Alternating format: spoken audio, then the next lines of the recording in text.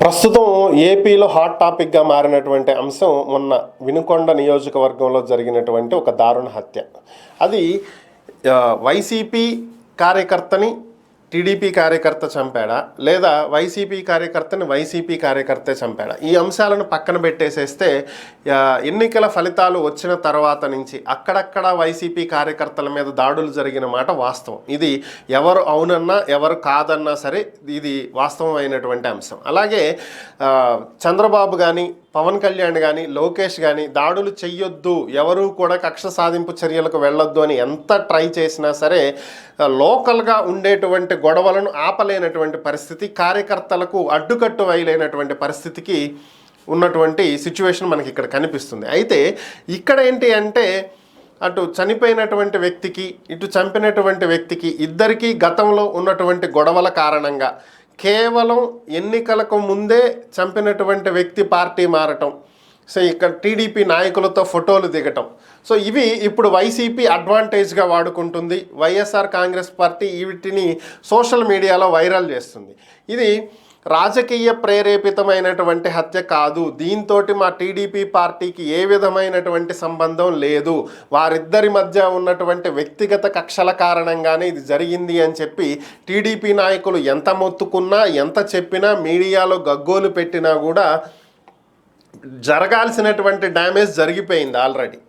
ఇక పోలీస్ అధికారులు ఎంత ఇన్వెస్టిగేషన్ చేసి ఇది రాజకీయ ప్రేరేపితం కాదు, దీని వెనక నాయకులు ఎవరూ లేరు, ఇదేమి కక్ష సాధింపు చర్య కాదు, ఇది కేవలం వ్యక్తిగతమైనటువంటి గొడవ అని చెప్పిన ప్రజలు నమ్మే పరిస్థితుల్లో లేరు. ఎందుకంటే గత ప్రభుత్వ హయాంలో పోలీసులు ఎలా పనిచేశారో చూశారు, ఈ ప్రభుత్వ హయాంలో ఎలా పనిచేస్తున్నారో చూస్తున్నారు.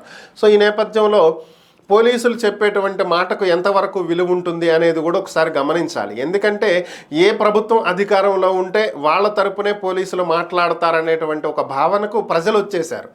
దానికి కారణం కూడా పాలకులే. సో కాబట్టి ఇప్పుడు పోలీసులు చెప్పినా ప్రజలు నమ్మే పరిస్థితి లేదు, టీడీపీ నాయకులు నెత్తి నోరు కొట్టుకుని మొత్తుకున్నా ప్రజలు నమ్మేటువంటి పరిస్థితి లేదు. సో అంటే ఇది ఓవరాల్గా ఏమవుతుంది, టీడీపీ కార్యకర్తలు అత్యుత్సాహంతో చేసేటువంటి పనులు చంద్రబాబు మెడకు చుట్టుకుంటున్నటువంటి పరిస్థితి, దీన్ని టీడీపీ అధిష్టానమే ప్లాన్ చేసి చేపించినట్లుగా ప్రొజెక్ట్ అవుతున్నటువంటి పరిస్థితి. ఇది ఒక్కటే కాదు, బయట జరుగుతున్నటువంటి ఏ పనైనా సరే కార్యకర్తలు ఎవరి మీద దాడి చేసినా, ఎవరి మీద తిట్ల దండకం అందుకున్నా, ఎక్కడ ఎవరు ఇన్వాల్వ్ అయినా కూడా అది తిరిగి తిరిగి టీడీపీ మెడకే చుట్టుకుంటుంది, చంద్రబాబు మెడకే చుట్టుకుంటుంది. ఇది ఎంత దూరం వెళ్తుంది అంటే ఇదే పరిస్థితి కనుక కొనసాగితే చంద్రబాబు వెంటనే వీటి మీద చర్యలు తీసుకుని దిద్దుబాటు చర్యలు చేపట్టుకోకపోతే టీడీపీ పతనం ఇక్కడి నుంచే మొదలవుతుంది. ఇప్పటికైనా సరే దిద్దుబాటు చర్యలు చేపట్టాలి. టీడీపీ కార్యకర్తలు అత్యుత్సాహం ప్రదర్శించకూడదు. గత ప్రభుత్వంలో సేమ్ ఇలాంటి సిచ్యువేషన్సే జరిగినాయి, కాకపోతే ఇంత ఘోరంగా నడి రోడ్డు మీద అందరూ చూస్తుండగా జరగల. అయితే గత ప్రభుత్వం చేసినటువంటి పనులకే వాళ్ళకి 11 సీట్లు ఇచ్చి పక్కన కూర్చోబెట్టారు. ఇప్పుడు మీరు కూడా అదే పరిస్థితి చేస్తే, వాళ్ళు చేయగలేంది మేము చేస్తే వచ్చిందా, ఆ రోజు మేము పడ్డాము, ఈరోజు మేము కొడితే వాళ్ళు తీసుకోవాలని మీరు అనుకుంటే రేపు పొద్దున ప్రజలు కొడతారు మిమ్మల్ని, అప్పుడు మీరు కూడా వెళ్ళి ప్రతిపక్షంలో అక్కడ కూర్చోవాల్సిందే. వాళ్ళకి 11 అయినా వచ్చినాయి, మీకు ఆ 11 కూడా ఇస్తారో లేదో డౌట్ అయ్యేటువంటి పరిస్థితి వస్తుంది. కాబట్టి ఇప్పటికైనా టీడీపీ సరిదిద్దుకుంటే, తమ కార్యకర్తల్ని అదుపులో పెట్టుకోగలిగితే భవిష్యత్తు బాగుంటుంది. లేదంటే ఇంతకంటే దారుణమైనటువంటి సిచ్యువేషన్ ఎదుర్కోవాల్సి వస్తుంది.